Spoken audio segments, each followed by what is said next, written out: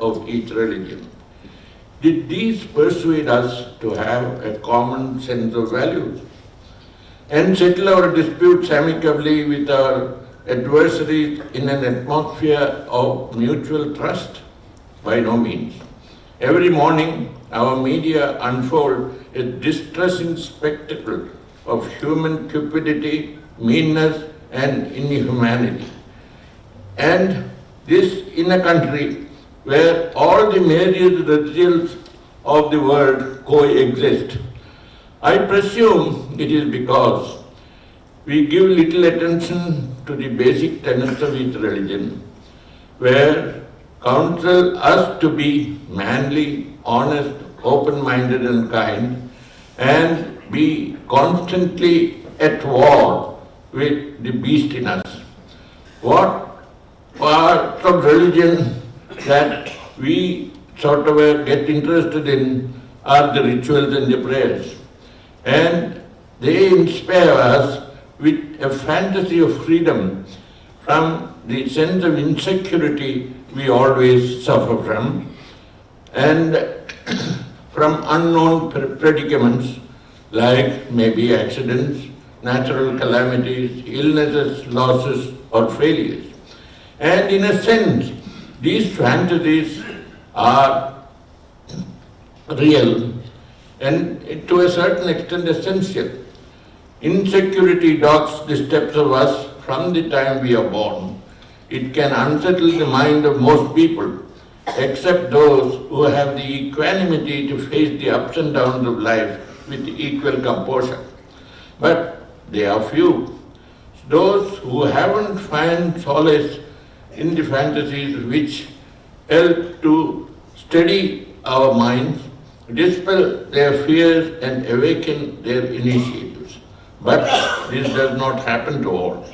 There are always some who surrender themselves fully to these fantasies and fetishistic devices.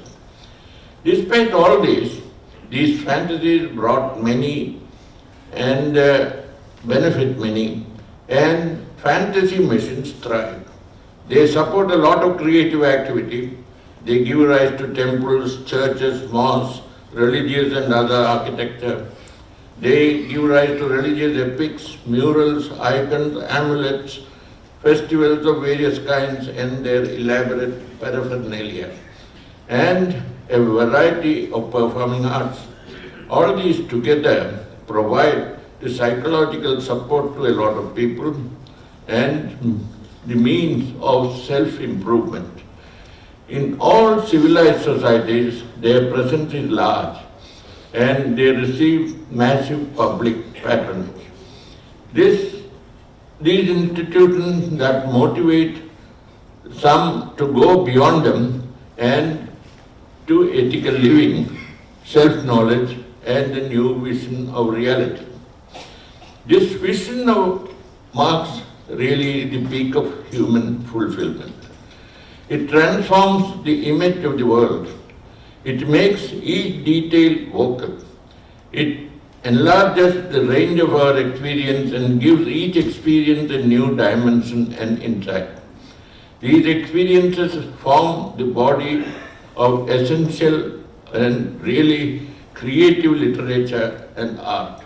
Each successful writer or artist functions at its peak, when he is at his best, and this often takes him by surprise and has a sense of possession when it does, which lasts a long time with some, less with others.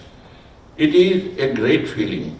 It is what Rabindranath Tagore refers to in his celebrated poem, The Awakening of the Waterfall, or Nirjare Swapnabhango. The cultural unity of India has its roots in our belief that these moments of charged vision are not earmarked for any special category or performance level of cultural workers. The doors are open for everyone. A self-motivated folk artist or craftsman, a poet or performer, a fakir like Lalan,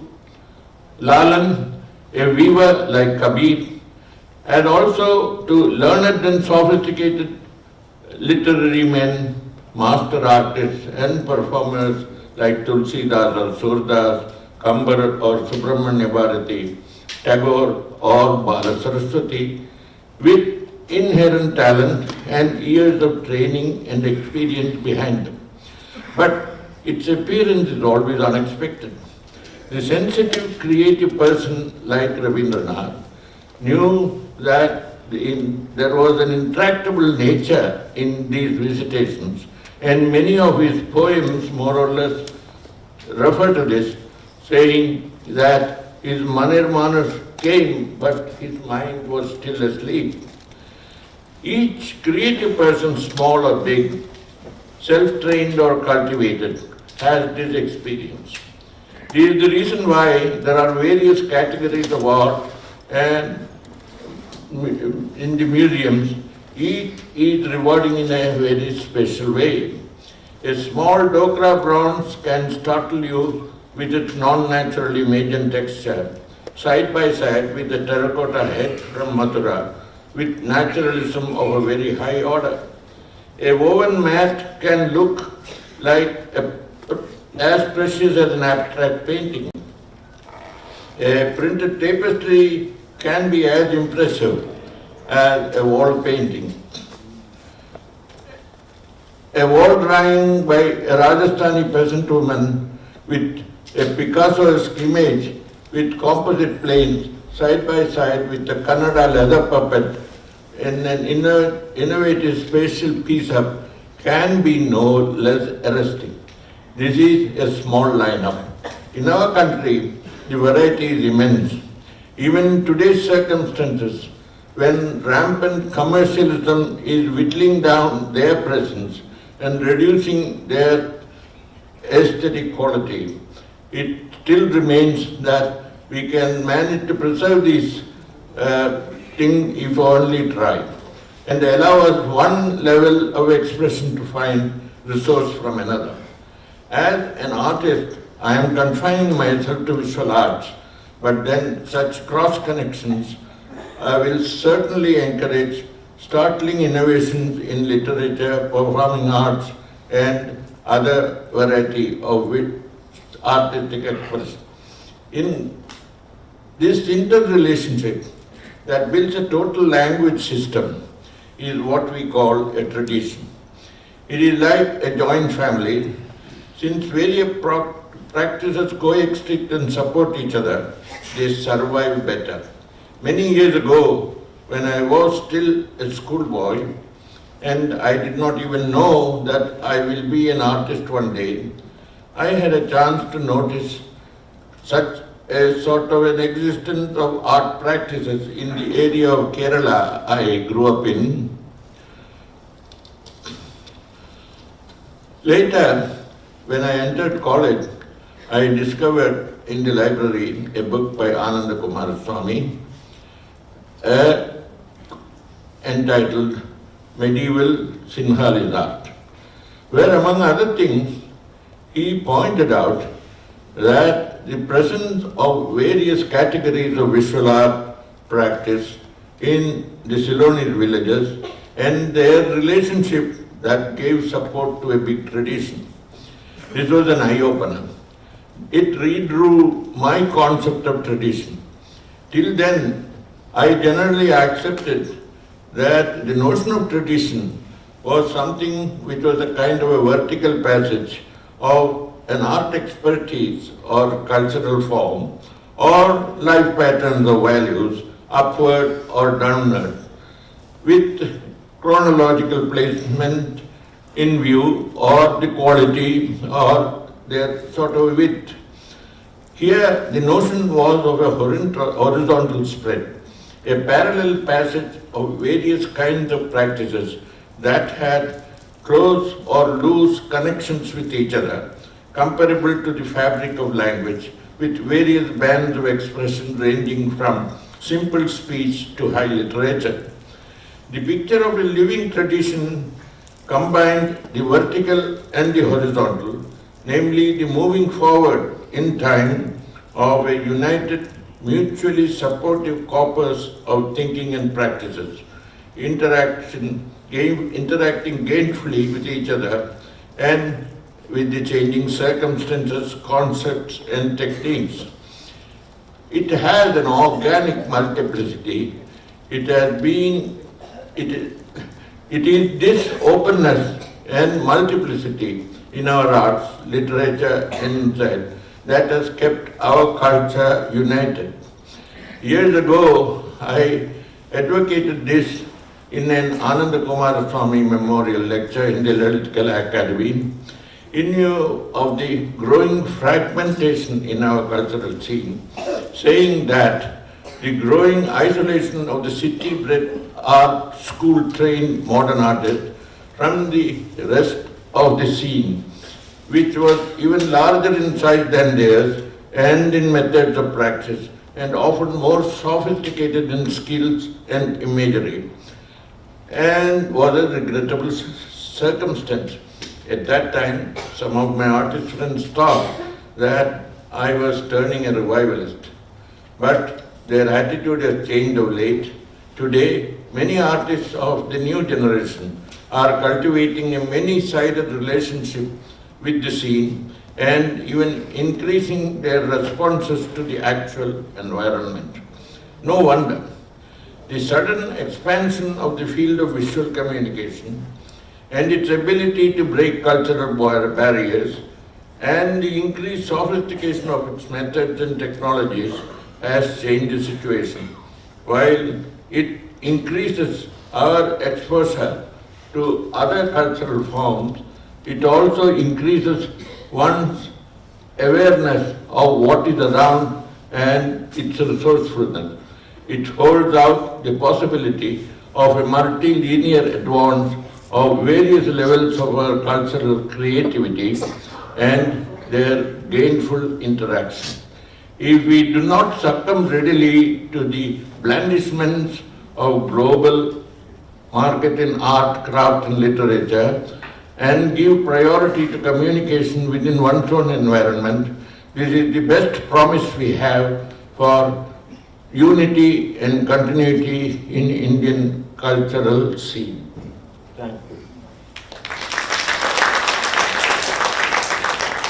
I think I have kept you too long. There are a few slides which I would like to show if you are not pressed up for time. Now here you have another kind of art which is sort of iconographic, and this also lives side by side on our Indian cultural scene. Next. Yes. Next.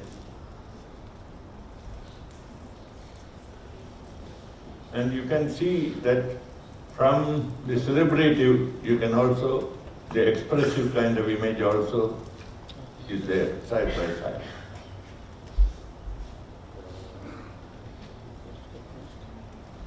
Yes. Okay.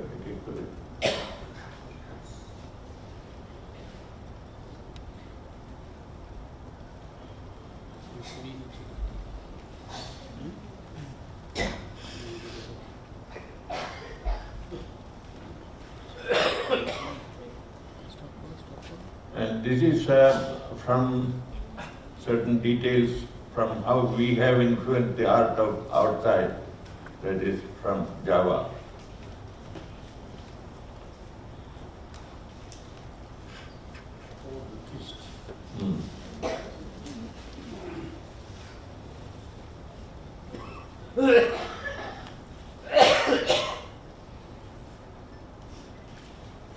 This is one of the temple chariots.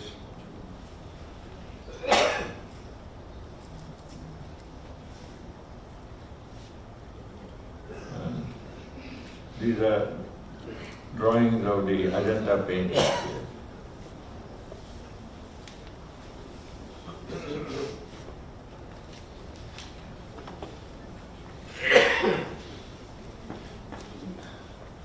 I'm showing all this together only to say that we are lucky to have all these things working together, and then that sort of it gives a kind of an interrelationship in our art scene.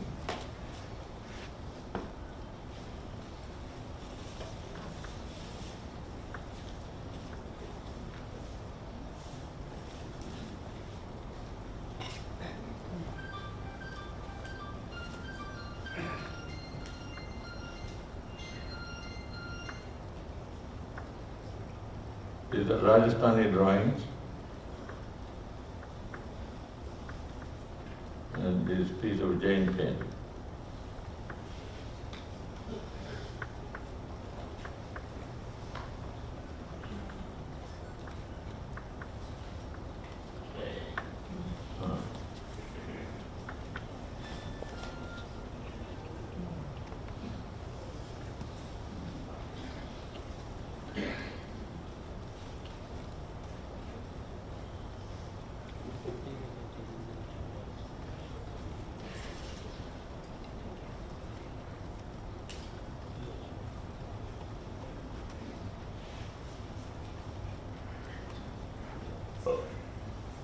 These are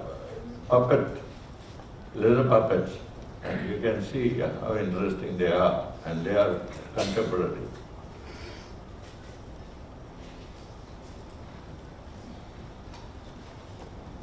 There you are.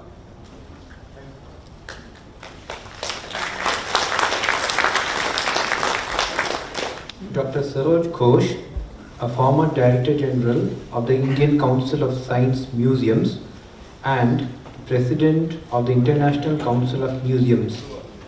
He has been instrumental in developing a large chain of interactive science centers all over India, including the Science City at Kolkata and Ahmedabad, and a National Science Museum in Yemen. A winner of many awards including Padma Shri and Padma Bhushan, Dr. Ghosh specializes in conceptual development and design of interactive exhibits for science centers and history museums. I now request Dr. Saroj Ghosh to give the vote of thanks.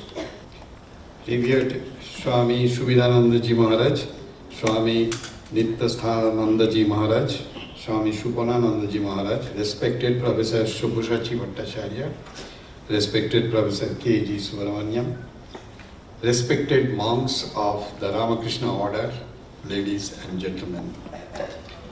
Talking about unity, Swami Vivekananda said, quote, "Call it God, love, Spirit, Allah, Jehovah. It is the same unity that animates all life from the lowest animal to the noblest man." On another occasion, while talking about cultural unity of India, Swamiji said, quote, "It is spiritual culture and ethical culture alone that can change wrong racial tendencies for the better."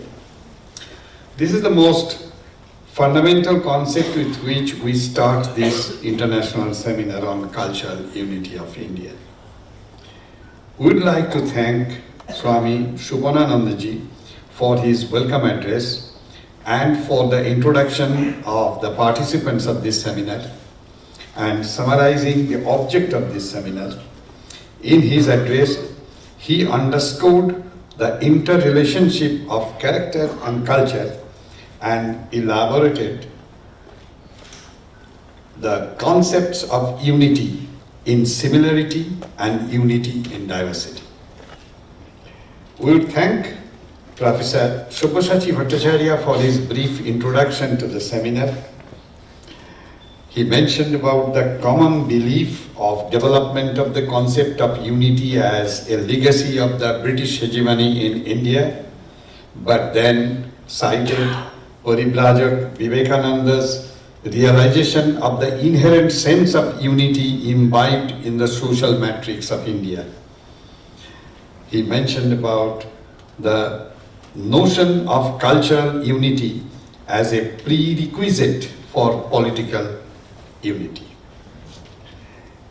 In his keynote address, Swami Nityasthanandaji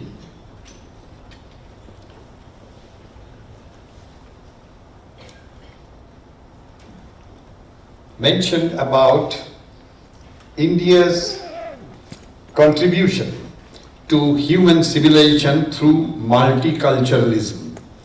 India always has been an epitome of unity in diversity. In Indian philosophical thoughts, religion and spirituality have been the center point of human aspirations and has been the binding force for achieving unity. Would like to thank Swamiji for his illuminating keynote address. Would thank Swami Subhidanandaji Maharaj for his very inspiring inaugural benediction. He started with a statement that the essence of Indian culture lies in the prayer that let all be happy, let all be well. Then, when we speak of cultural unity, we speak of the entire spectrum of religious culture. Swamiji's preaching, whether you are Ram or Rahim or Yusuf, you are same divine entity. He ended his benediction with a firm faith on the dignity of women to ensure equality in society.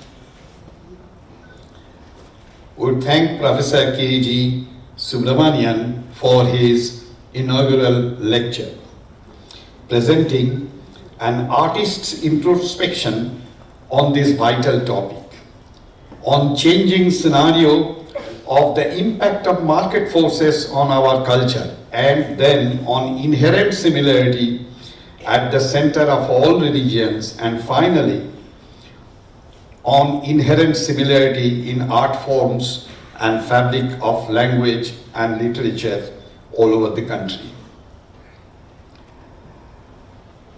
We thank all the monks of the Ramakrishna order for their gracious presence. Thanks are due to the participants of this institute for successfully organizing the event. Finally, I would thank you all for taking part in the inaugural session. Thank you. With this, we come to the end of the inaugural session of the seminar on Cultural Unity of India. Tomorrow, academic session will start at 10 a.m. All those who have registered themselves as delegates may please come by 10 a.m. and witness the proceedings. Thank you.